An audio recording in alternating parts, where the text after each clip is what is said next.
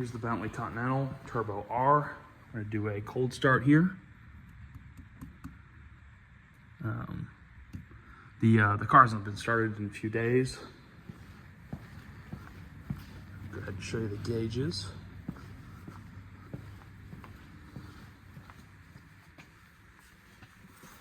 And I'll get a key in there.